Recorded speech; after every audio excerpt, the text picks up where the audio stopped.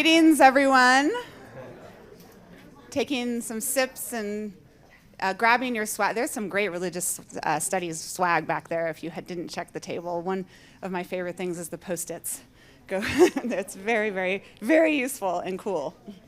So welcome, everyone.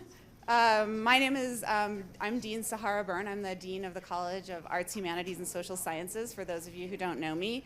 And welcome to, good afternoon and welcome. It's a pleasure to be here.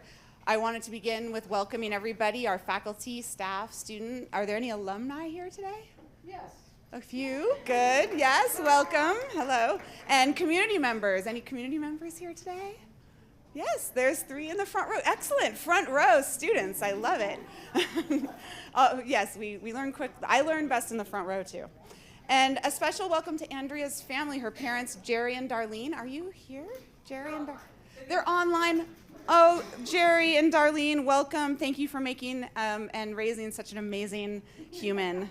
We're so glad you could be there with us online to celebrate the milestone with us. So today's inaugural lecture honors a scholarly achievement that represents years of sustained intellectual labor, creative risk-taking, mentorship, and service.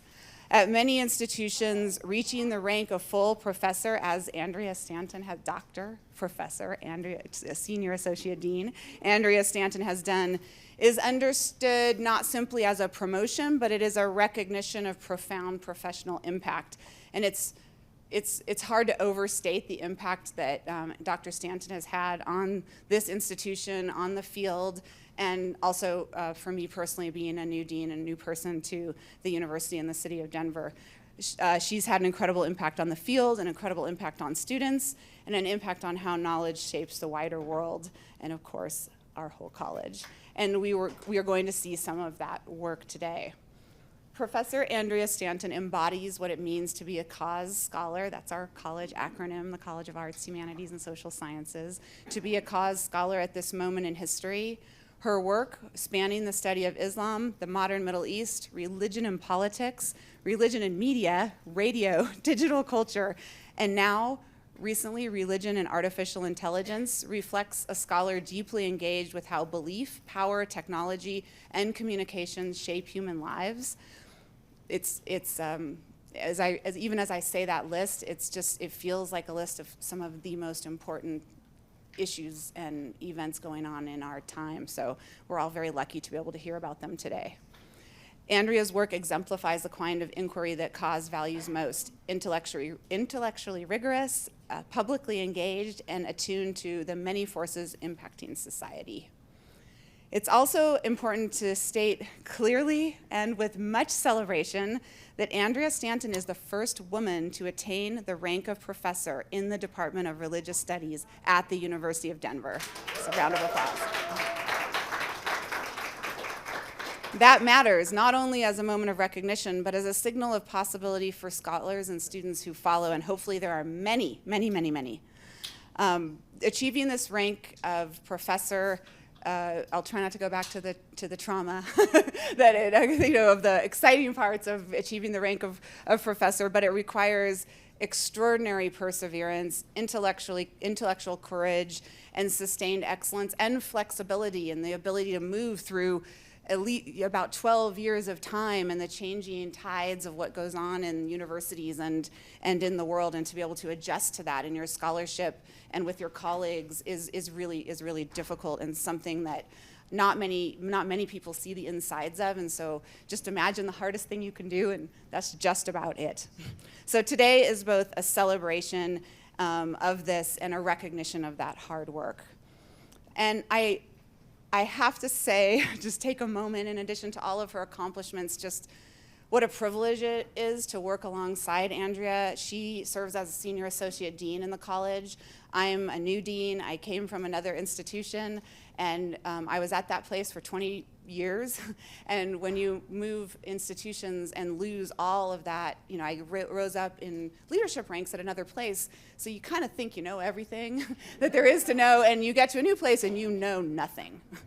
And when you have a partner that has this deep institutional knowledge that every step of the way was about caring for this institution's success, in every breathing moment that she has. I would not have been able to make any progress without Andrea.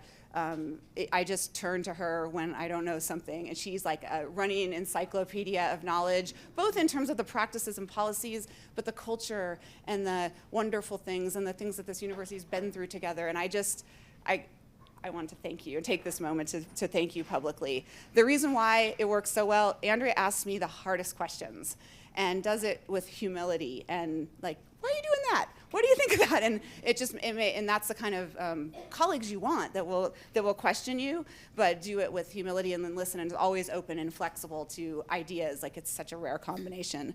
She engages in complexity, relishes complex ideas without reducing those ideas, and she's one of the most talented individuals at laying out implications of decisions that I have ever known in my career. And she models for students and colleagues what it looks like to pursue understanding with both that rigor and humility that she carries in all aspects of her life. So now as we transition to the lecture, in a time when these questions about religion, media, politics, and technology feel increasingly urgent, Andrea's voice is one we are fortunate to have in our community. And just looking at her Google Scholar and the titles of her publications, it's like, in the years that they happen, it seems like she thinks of things in advance. Usually scholarship is way behind, a few years behind. It's like she's in the front or at the moment of something happening, very, very unique ability. We are so fortunate to have her voice in our community. Today's lecture will be a summation of her scholarship, mentorship. You'll see her leadership, and you'll see all of the amazing things that she will bring to our university in the years to come. And following me will be, of course, one of the aspects of her role that's had the biggest impact is on students. And I'd now like to introduce Amelia Broderick King, who is a student in our 4+1 religious studies program, who has helped us create that program, and who would like to say a few words about Andrea as well. Amelia?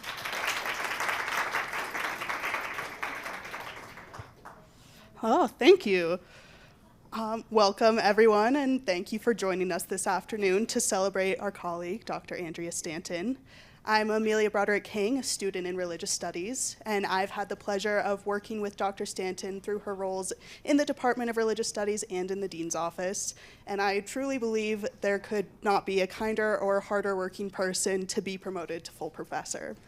Dr. Stanton has worked tirelessly in academia since her undergraduate years at Williams College and graduate degrees at Columbia University, as well as through her years as assistant and associate professor. She's authored and co-authored 4 books and countless papers. I tried to count all of them, literally impossible, in her field of Islamic studies and digital religion, forever pushing the field of religious studies forward. Nearly 16 years ago, we were lucky enough to have Dr. Stanton join the University of Denver community, allowing students such as myself to learn from her years of research and experience and be part of her compassionate efforts in developing our institution and our department. So it is my privilege to introduce our guest of honor and now full professor, Dr. Andrea Stanton.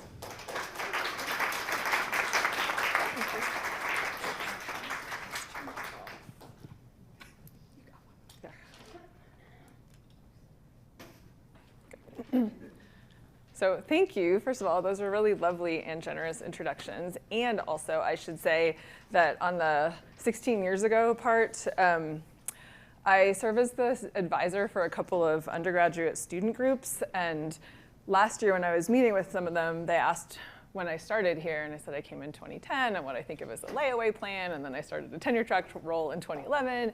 And they said, oh, you've been here a long time. I was like, oh, I'm a lot older than I was when I started. I've been here more than half your life, so it's all relative, I think. But it is truly a pleasure. I'm going to focus on some of the work that I've done with more of a history and a Middle East side. But I'm very happy to talk about other areas if we have the chance later. But first, I'd just love to say how lovely it is to celebrate together. And I'd also love, in that spirit, just to start by congratulating any colleagues, faculty or staff, or community members who've also had a promotion of some kind over the last few years. These are all such important career milestones. So if that's you, and I know that there's some people in the audience for whom that is, congratulations also. And I also love to start by thanking the members of my promotion committee. So Carl Raschke in my department, or our department, Sarah Pessin, who's in philosophy and Judaic studies, and Lynn Schofield Clark, who's in the second row, subtly sitting right there next to Erica, from media, film, and journalism studies. Religious studies is an inherently interdisciplinary field, and we have a really lovely tradition of bringing in colleagues from other departments for our promotion cases. And of course, I'd like to thank Sandy Dixon as our chair, definitely like to thank Sahara as our dean, especially for those very kind words. And I'd love to thank our marketing and events colleagues here in the college, as well as our IT and digital media colleagues for all your work to make this event happen and to get me mic'd up. And finally, I'd love to thank Gemini's image generator for helping me create this incredibly specific promotional image, which does not actually exist anywhere except in my head. I'm going to walk you through just a few snapshots of my research and scholarship, kind of linked by the question of how media forms have impacted politics, society, and religion in the Arab world over the past century. We're going to hop around a bit in terms of time period and location, but the historical lens is going to be an important through line. By training, I'm a historian of the modern Middle East, and I direct our Middle East Studies minor here, which is a small but mighty, but small program. And then in our department, I focus on Islamic studies, which again, I won't talk about quite as much here, but is very dear to me, and I should not touch anywhere near the microphone. And I get to work with students who are interested in Islam in the Middle East and around the world.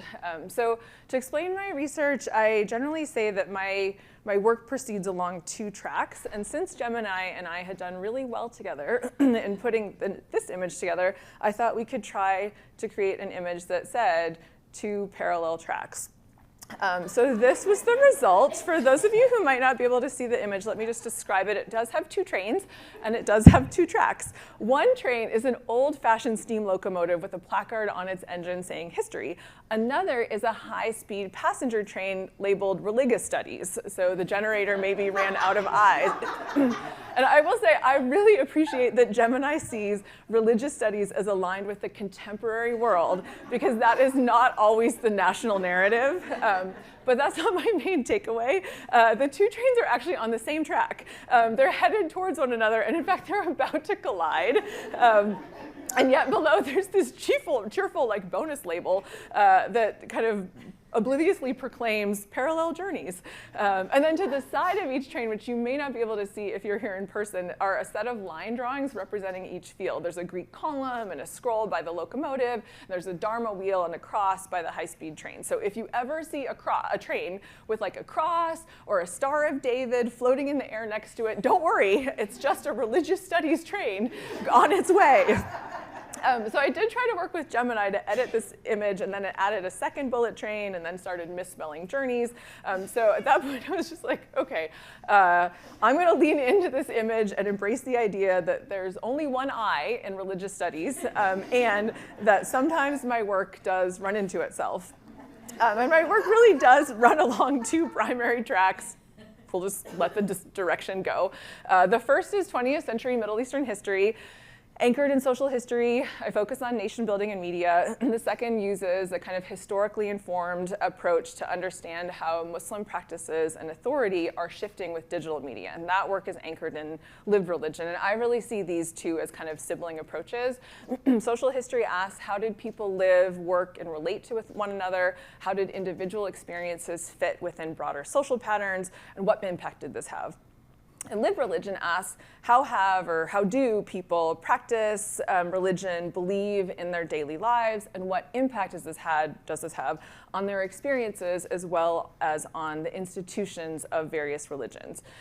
Both approaches really work to center the lives and experiences of ordinary people, so they shift the focus away from state-centered political histories or what we might call great man history, and they shift it away from text-centered, scripture-centered, or institution-centered understandings of religion. And so for me, going back to Gemini, that is the happy collision.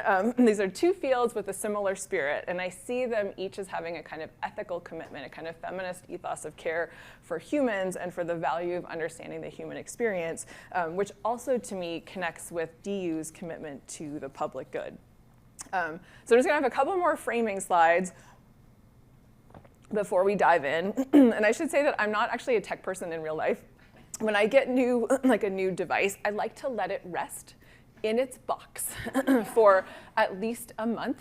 I once let a new laptop rest for an entire academic year until our business officer came down and told me that they needed the old one and I needed to get on using the new one. But aptly, maybe, in my work, I focus on what I think of as newish but not new technologies. Technologies, media forms that are at a point when many or most of a particular population are familiar with it and have maybe become regular users. So for example, I look at radio starting in the mid-1930s after station broadcasting and after listening had become to be kind of a normal part of life. And I look at apps and social networking platforms starting in the late 2010s, late 2010s really, at the same point in time. So what I think of as like embracing the stale allows me to see how these technologies impacted specific communities at moments when they were becoming normalized but were still visible to users.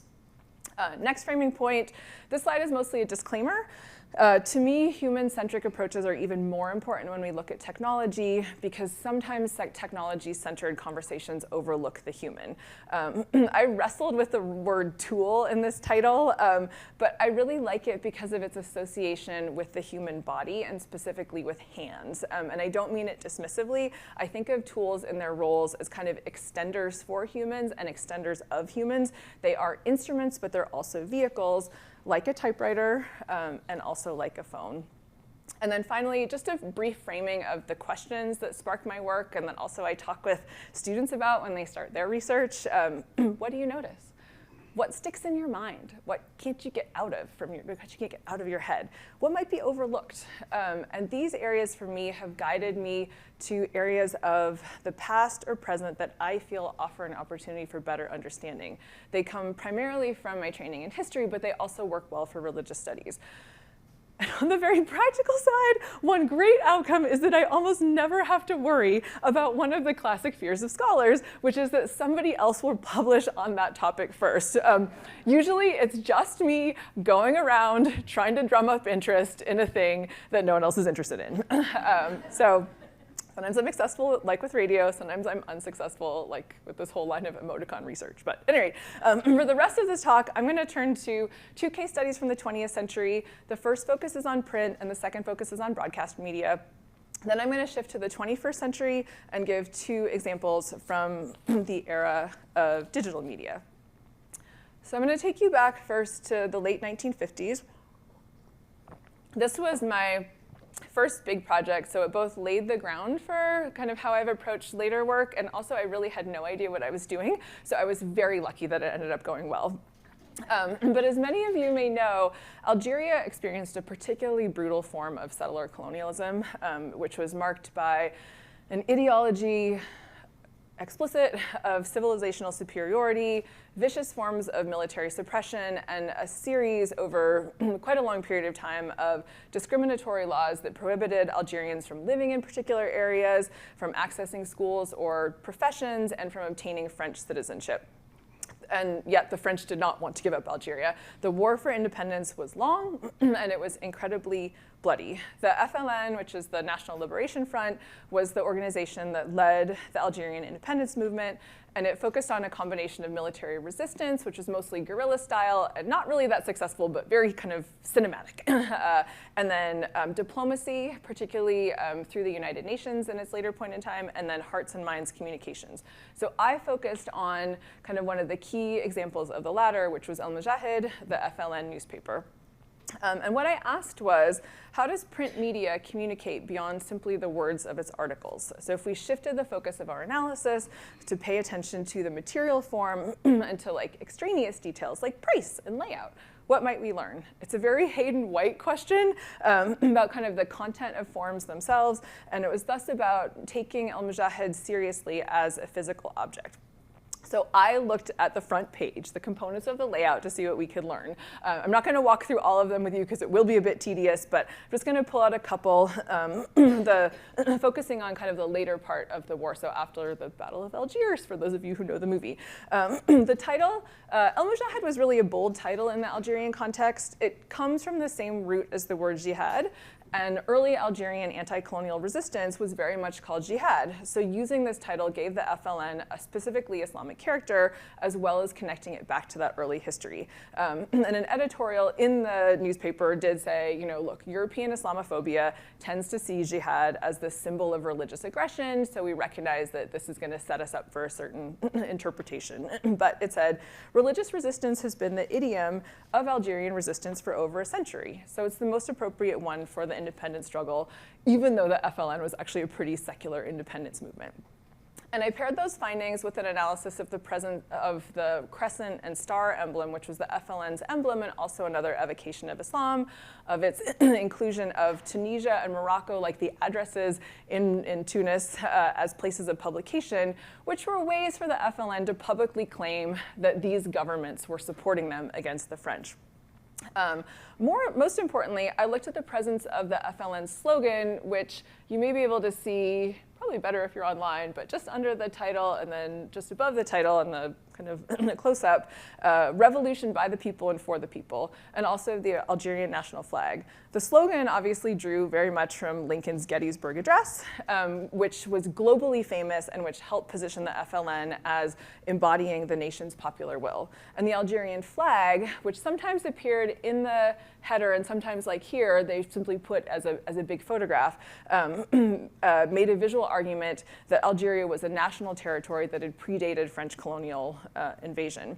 And the newspaper deployed these elements to support its larger project, trying to create a national community, particularly with the use of the emblem, the flag, and the slogan. So in other words, the structure of the front page itself worked alongside the FLN's diplomatic efforts and their military efforts to help create this new national community. I don't actually do very much with Algeria or North Africa in my current work, but everything that I do in one way or another builds from this project. It really taught me to consider the materiality of media, even of sound media like radio, and the societal impact that kind of materiality can have alongside words on the page, sounds on the air, or images on the screen. So the next case study takes us to really what's the core of my published work, at least on the history side, which is around the history and the impact of the Palestine Broadcasting Service, the radio station of Mandate Palestine. And I should say, I had no interest initially in working on Palestine because I thought I was going to work on North Africa for the rest of my life. But I needed some bedtime reading at the point when I was studying for my doctoral exams, and I liked memoirs. So I found a memoir by this guy who turned out to have worked at this radio station in Mandate, Jerusalem. And suddenly I saw something that had been overlooked, this station that no one wanted to remember. In history, we often talk about the so what question. I think other disciplines do this too, it's not just us. But in other words, what's the value of uncovering some new piece of information, some new insight about the past? What does the history of one more radio station matter? And for me, in terms of the Arab world, the timeline was the initial so what. The narrative that really existed, at least then, was that radio became popular in the Arab world in the 1950s when an Egyptian station called Saut al-Arab became very popular.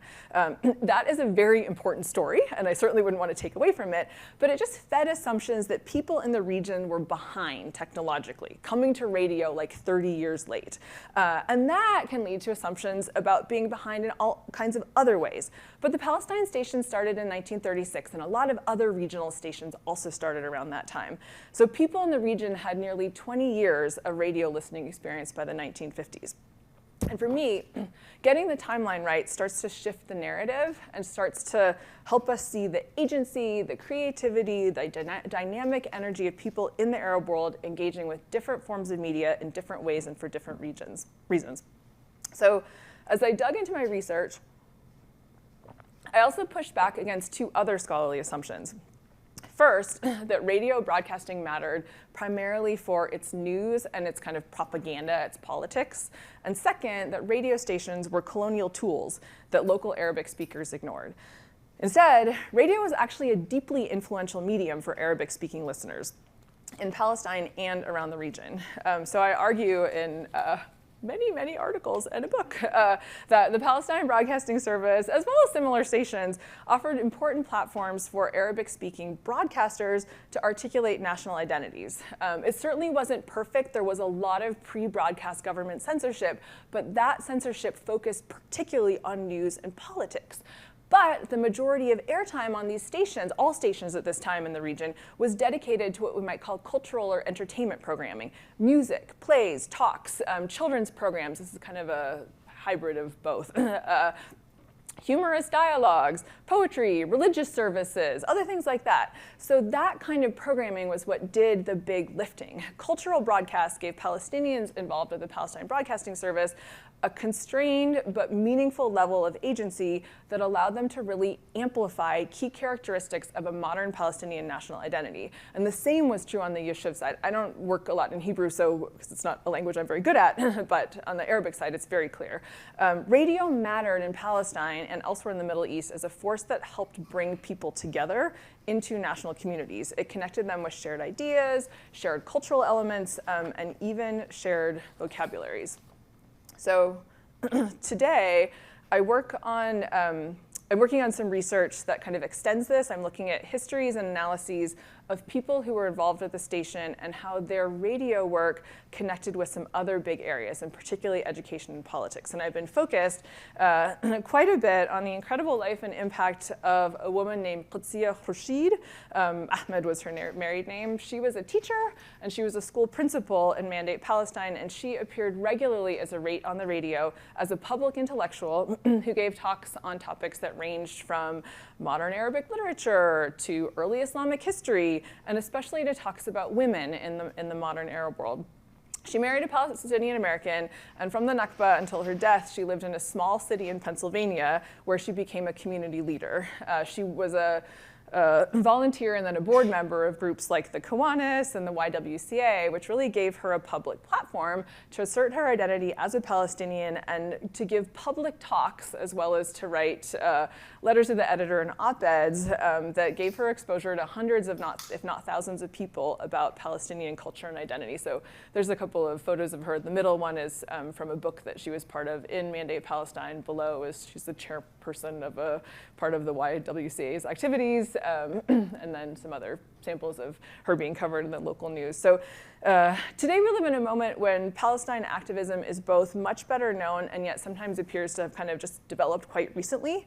And for me, one of the key parts about her story is that it sheds light on this much longer history, and also one that in her case that was also deeply integrated into the social fabric of post-war, middle-class, women's American life. So those were our two 20th century case studies. We're going to shift now to the 21st century. And I'm going to take us back to the early 2010s after the start of the Syrian civil war. 2013 was a really critical time. The Assad government was basically bleeding territory. The US coalition was starting to arm opposition fighters. Russia hadn't yet gotten involved. And this little group that we later knew as ISIS was starting to make itself known, but hadn't yet become the kind of world famous group that they were. It was a very high stakes conflict militarily, and it was also a very high stakes moment in terms of public relations. So naturally, the Assad regime turned to social media to try and make its case domestically and internationally. They created a series of social media accounts all called Syrian Presidency, and they were terrible. They were so bad at first. They had erratic posting, they had no clear message. International news media outlets tended to cover them almost as entertainment and dismiss them as just kind of bad propaganda. But they kept going, they kept posting, and they got better. And I know because I have looked at years of these posts, trying to understand their visual arguments and their textual arguments and how they tried to advance the Assad government's messaging, essentially disinformation. And so here's what I found. They're mostly in Arabic, as you can see. Roughly a third of the posts focused on the actual president, Bashar al-Assad, president for life until he wasn't.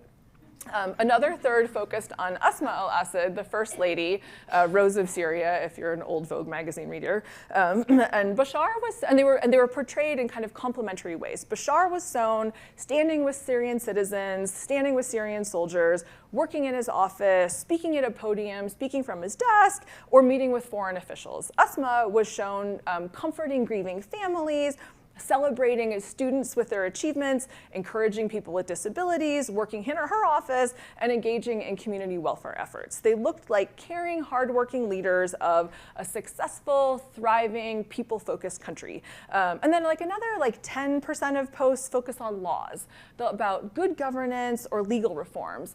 Every so often, also laws about things like financial support for soldiers, or families where soldiers had died, or about the requirement to pay for things in Syrian currency and not foreign currency.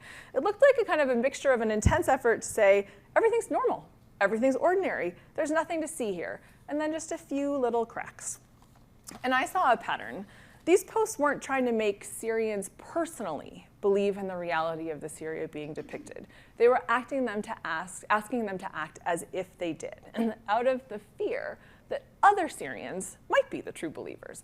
And this wasn't my insight. This was how a really great scholar named Lisa Wadeen had described the Syria of the previous Assad president for life, who was Hafiz al-Assad. She said it didn't require belief, just behavior, and it was very effective. It kept Syrians isolated from one another because they feared one another.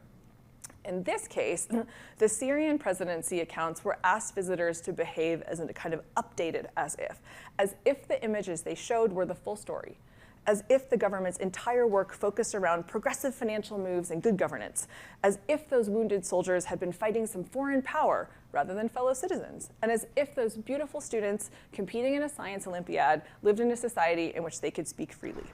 The second way that we might understand the work of the Syrian presidency accounts is that it silenced opposition to the regime and effaced its violence by erasure. This wasn't denial. The accounts didn't waste time denying the realities of the Syrian conflict. It simply erased them.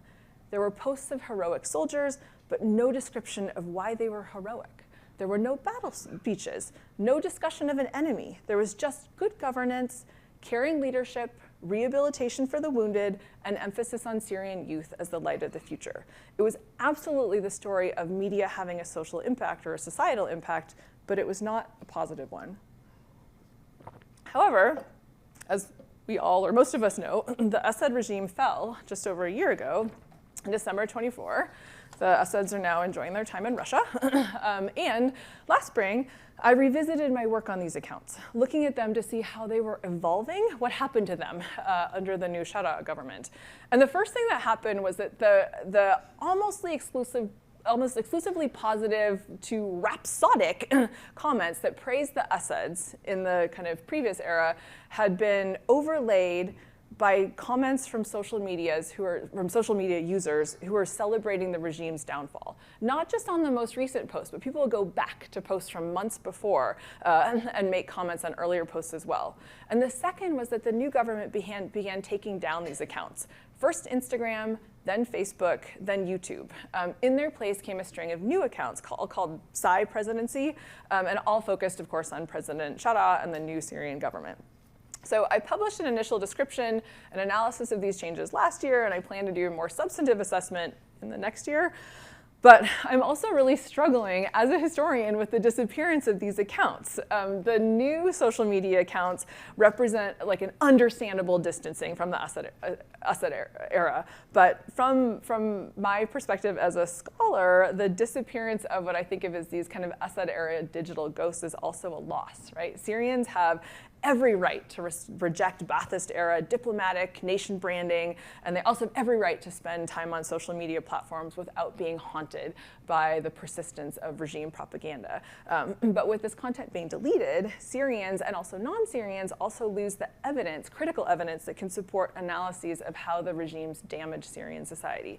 And also the user reactions and the comments on this content also disappear when the accounts go away. Those user responses in the first days and weeks after December 8th whether they were curtsying or mocking or mourning or remembering, are also similarly documenting Syrian responses to the Syrian revolution. They are important pieces of evidence of Syrians and others' views during and after the Assad era, and I will be focusing on them in the next stage of my work. So finally, we turn to Saudi Arabia. Again, this is a project that focuses on the contemporary period, but I have kind of a historical lens, and it's part of a larger body of work that's more on the religious studies side, in which I look at how the digital realm kind of impacts contemporary Muslim piety and religious experiences. But here, I'm focusing more on the government side than on the individual side. And Saudi Arabia is an excellent case study for this, first because of its status as protector of the holiest sites of Islam, and also because of its history as an early adopter in a number of tech areas, including citizen surveillance. The Saudi government manages the Hajj, which is the annual pilgrimage, as many of us know, that takes place within Mecca, and that people who are practicing Muslims are expected to undertake once in their lives if they're able.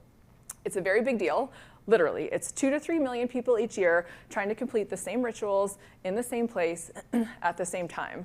And the government of Saudi Arabia has taken 2 key approaches to this. One, which we describe as governmentality, kind of an ethos of governing people by guiding their behavior, shaping conduct more through management than punishment in this area, not in other areas of their government. The other approach has been to integrate digital technologies into this process, which has been going on for a long time. They often focus on public health and population management, mostly to manage things like potential illnesses, accidents, and deaths. And a digitally managed Hajj also fits with pilgrim expectations. Pilgrims, like non-pilgrims in the world, are typically people who have smartphones and use apps. And people don't just give up the digital when they're on pilgrimage. So these approaches coalesced in the development of pilgrimage-related apps, including the ones launched by the Saudi Ministry of Hajj and Umrah. They've launched a number over the past decade. These are some ones from the late 2010s. And some of them focus on the pilgrim experience, and some of them focus more on like the business of the Hajj. So the tour operators that are responsible for foreign pilgrims, healthcare, other kinds of things. I'm highlighting the ministry's apps here. But it's interestingly enough, the ministry website itself lists a number of other apps for pilgrims to use, from one that focuses on any kind of pilgrim water need, from like where's a water fountain to where's the Zamzam water you might want to bring back, to an emergency reporting and disability support app, to an app that allows users to review and rate government services. The result, I argue, is a very contemporary phenomenon. People's lived experience of a major pilgrimage ritual builds on a longer history of government efforts to manage that ritual, and is now highly mediated by an intertwining network of government and private apps. And more recently, I've turned from a focus on the Saudi government back to a focus on ordinary people. The ministry apps are important, but there are only a few of them. By contrast, there are thousands of apps, thousands of mobile applications that focus on Mecca. And just as a very quick sidebar for context, religious apps tend to baffle people who don't use them. But they are no different than sports apps, banking apps, the orthodontist app that I have for my kids.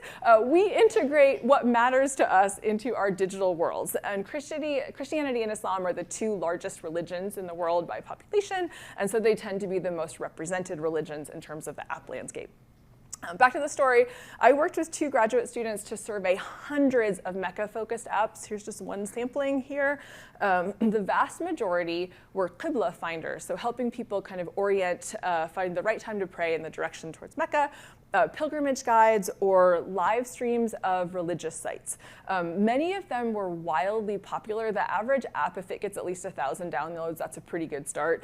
These ones had downloads that range from 100,000 up to 10 million. And some of them were highly complex, like a VR Hajj experience. Some were quite simple, like a static wallpaper with just a few options to choose from. But collectively, I argue they do some very important things. First, they offer pious Muslims an opportunity to translate a long-standing tradition of love and devotion towards Mecca into the digital realm. Second, they provide new opportunities for affective spiritual engagement. In other words, they support religious practice, and they also draw users into a closer relationship with Mecca as a sacred city. And they did so in an interesting way. Mecca's a big city. It's about 2.4 million people right now, and the entire area in which the Hajj takes place is just a tiny fraction of its geographic space. But these apps use the name Mecca while focusing synectically, a word I had to learn for this research project, while focusing only on the Kaaba or other religious sites. Modern Mecca is only part of these apps if it relates to the religious center of the city. And the Saudi state is almost entirely absent. Mecca has been central to Muslim piety and practice, of course, since the earliest days of Islam, for prayer and for pilgrimage. But the management of access to Mecca has historically belonged to governments and to states. And I want to return here to that hand focus that I talked about earlier when I think of tools. Apps, simple apps, aren't costly to create or to publish. And Islamic religious apps are usually free to download and use. And many of these apps are created by individuals, not companies or governments. So in addition to reflecting a very specific understanding of Mecca as a city kind of dialed down or stilled down to its religious role and detached from its connection to the Saudi state, these apps allow ordinary people to support the lived religious experience of fellow Muslims. And they do so by developing apps that give them some kind of digital access to Mecca. In doing so, they're moving access to Mecca away from the control of heads of states and state governments and towards that of regular, ordinary people with smartphones. So, as promised, we've looked at a series. This is very clear. This is a fake radio by Gemini. It has one tuning knob and then 3 random knobs. One is probably for volume and 2 are just decorative. I mean, it's kind of based on the idea of an old radio, but it's not a radio. But I just loved it so much that I was like, yes, I'm gonna use that. Okay, so we've looked at a series of snapshots of different intertwinings of media and Arab world societies. This kind of work is quiet work compared to what I think of as like the big visible impact fields like political history. It creates ripples rather than splashes. But I find it deeply rewarding to have the opportunity to bring to light a cultural or a social phenomenon that has gone unrecognized, or to bring to broader awareness how we incorporate new technologies, new medias into our worlds, and how our worlds change as a result. And for me, the Middle East and the Arab world offer key examples in both these areas. They help us understand the impact of the interplay between media forms and individuals or institutions within the region, and they also provide examples that we can learn from when thinking about how media technologies and media forms impact societies or have impacted societies across the rest of the globe, including here in the United States. So thank you so much for joining me. I really appreciate this and appreciate the chance to share some of my research.